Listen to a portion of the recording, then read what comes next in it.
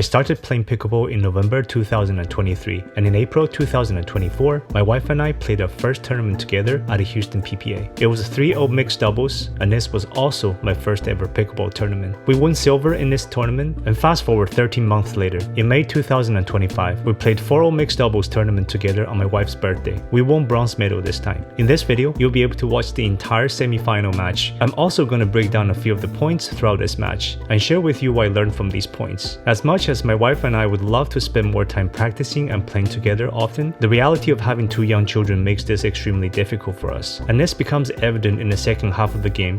You'll notice that we made quite a few communication errors between us. This is not to take away any credits from the other team, because I think overall they played better than us during this match and deserve this win. Before I dive in, I also want to thank my wife for being the sponsor of this video. She also posts a lot of cool content on her Instagram. Give her a follow and also reach out to her for any mortgage related inquiries. Xiaolan, also known as my wife, was a licensed mortgage loan officer in 6 different states. She's worked with a diverse range of clients from first-time home buyers to well-established real estate investors, helping them to secure the financing they need to achieve their goals. Whether you're looking to buy a property with more pickleball courts and players nearby, or wanting to just refinance your existing home for a better interest rate, reach out to her at www.justiceloan.us. If you do get in touch with her, be sure to let her know that I referred you, because she does pay me with her kisses. I'll pop her contact details down below in the description.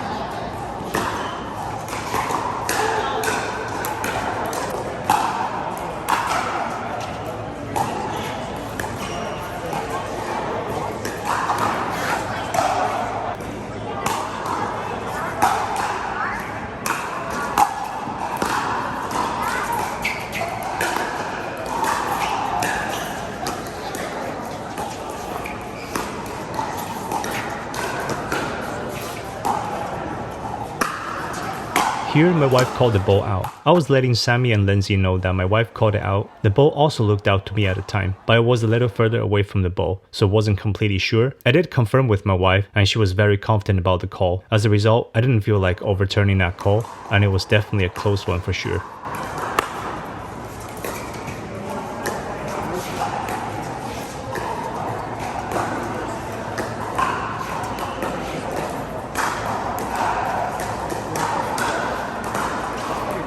Here I saw Sammy was lurking in the middle, leaving a lot of space open on his forehand. So I tried to direct the ball towards this opening and pull him back from the middle, but I rushed that dink and messed up on my execution.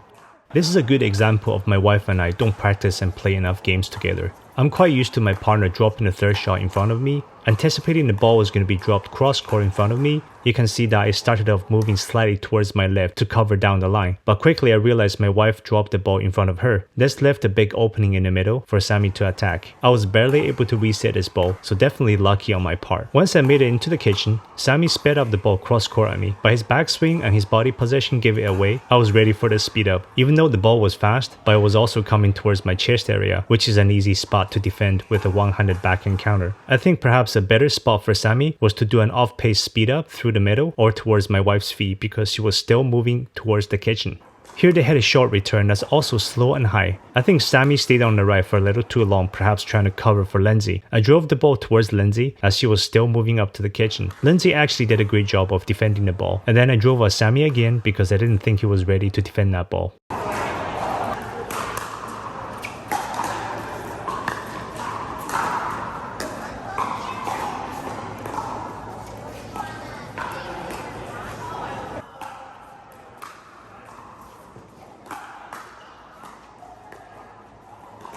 Great drive here by Lindsay. My positioning was a little too aggressive, and also I wasn't expecting her to drive that ball down the line.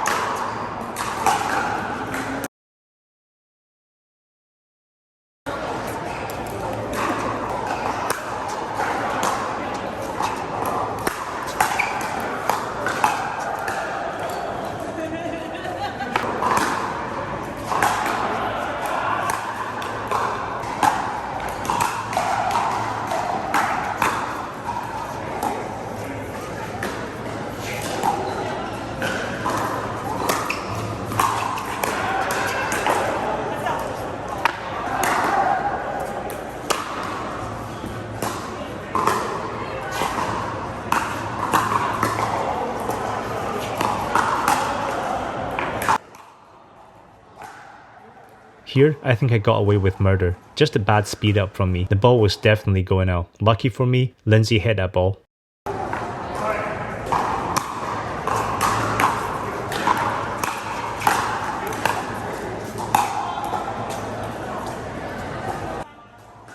So I thought this was a good shake and bake attempt. My wife completely hit the right shot. Unfortunately, the swing was a little too big and the contact was a little too early, so the ball went out.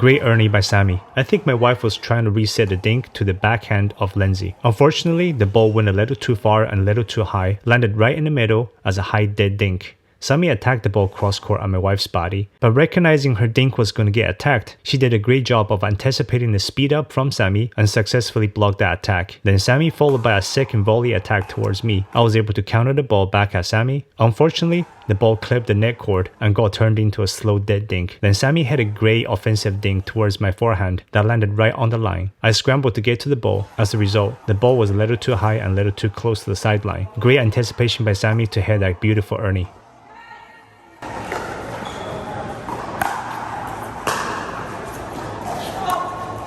So just a few points before this, my wife proposed that we stay if she was receiving, but I called for a switch regardless before Sammy's serve, and this really confused her. It messed up her return as a result.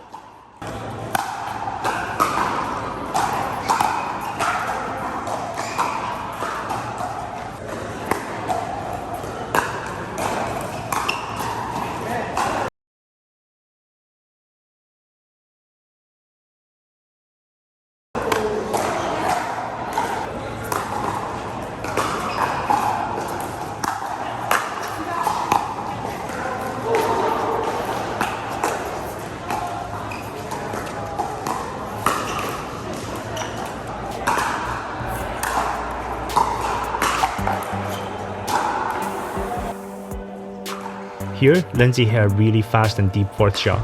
I just didn't expect the ball to come back that close to the baseline. If you like this video, be sure to subscribe to my channel for more content like this. Also check out the other videos on this channel where I've shared a lot of personal learnings since I began my journey as a 3-0 and how I improved as a player over the last 15 months to get to the 4-0 plus skill level. I also post a lot of short form content on my Instagram, definitely go check it out at backpaddle.pickleball. If you have any suggestions or feedback for my game, feel free to comment down below. I look forward to seeing you in the next video. Thank you.